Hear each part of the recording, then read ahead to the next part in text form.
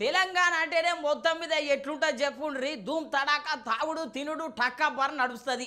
అసలు మనోళ్ళు ఇంతగానం ఎందుకు తాగుతారు, వాళ్ళకు ఏమేం బాధలు ఉంటాయి, ఏమేం సంగతి అని చెప్పి మొత్తం మీద అయితే ఇక నేను ఎలా ఇద్దరు ముగ్గురిని అడగనీక పోయినా ఇక మరి అక్కడ ఎట్లున్నది వాళ్ళు ఏం సమాధానం చెప్పిరో చూడుండ్రి.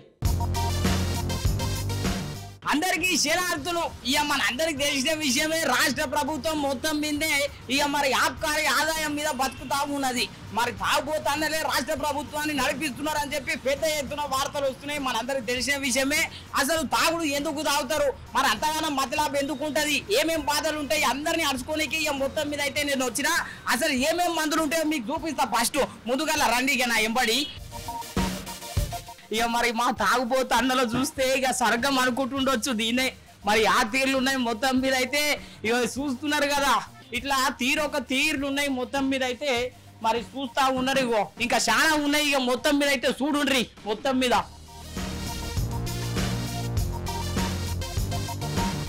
చూసిరు కదా నువ్వు తీరొక్క మందులు. మరి ఈ మందులు చూస్తుంటేనే మా తాగుబోతన్నలకు ఎప్పుడు తాగదామా అన్నట్టు ఉండొచ్చు. ఇక నా వెనకాల చూస్తున్నారు బాగిలాగులంట, ఏమేమో డాగులంట, అన్ని తీర్ల మందులు ఉన్నాయి. మరి ఈ మందులు ఎందుకు తాగుతారు మనోళ్ళు, మరి ఈ మందులు తాగనికే కారణం ఏంది, వాళ్ళకు ఏం బాధ వచ్చింది, ఏం సంగతి ఇప్పుడు తాగుబోతలను మొత్తం మీద అయితే అడిగి తెలుసుకుందాము. వాళ్ళు ఎందుకు తాగుతారు, ఏం సంగతి మొత్తం మీద అయితే అడిగి తెలుసుకుందాము. ఇక పగపొంటి తాగుతున్నారంట, పోయి తెలుసుకుందాం ఎందుకు తాగుతారో.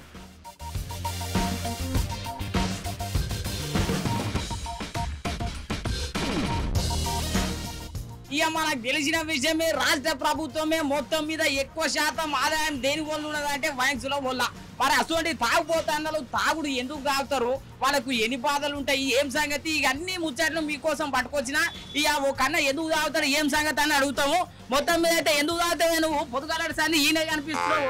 నాకు పొద్దున్న నుంచి 10:30 నుంచి మందు తాగే అలవాటు ఉన్నది అంతే. మరి ఎందుకోసము 10:30కి తాగుతా అంటారు, ముదుగానే ఉన్నది గంట ముందు. కానీ వీళ్ళు శ్రీవాయించోళ్ళు మాకు వేసిర్రు మాకు మందు. చూసిరు కదా మందు అంత మంచుకున్నదంటే ఈడ మొత్తం మీద అయితే. ఇక మరి మన బాధతో తాగుతున్నావా, లేకపోతే ఇక మొత్తం మీద అంటే అట్లున్నది కథ. మరి ఎన్ని పైసలు పెడతావు తాగనీక మొత్తం?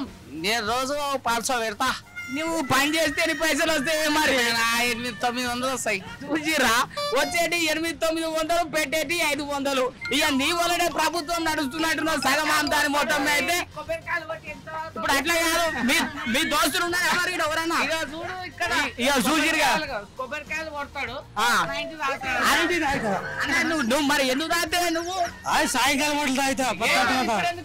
పొద్దంతా పని చేసి ఇక పొదుపుకి సుక్కేసుకుంటావు అంతేనా? అంతేనా? ఇక మరి పొద్దుగాల నిజంగా ఆయన అన్నట్టు ఇప్పుడు ఎందుకు వస్తేవే మరి? నేను పని మీద వచ్చాను.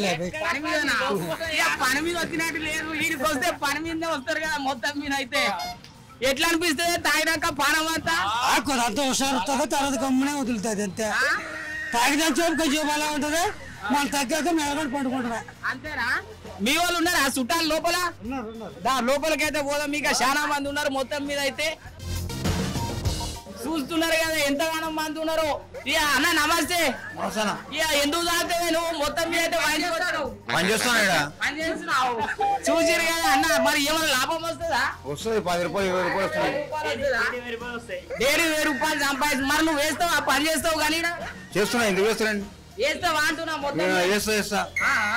ఎప్పుడు ఎన్ని పూటలు? 3 పూటలు వేస్తారు. ఇక డాక్టర్ చెప్పినట్టే మొత్తం మీద టానిక్ వేసినట్టే వేసినట్టు ఉన్నాడు. ఏమేం టైమింగ్ మెయింటైన్ చేస్తావే? అన్ని మెయింటైన్ చేస్తా. అన్ని మెయింటైన్ చేస్తారట మొత్తం మీద అయితే. ఇట్లా ఉన్నది కథ. ఇక మరి ఇంకొక కొంతమందిని అయితే అడిగి తెలుసుకుందాం ఎందుకు తాగుతారు, ఏం ప్రాబ్లం వచ్చింది, ఏం సంగతి అని. అన్న నమస్తేనే.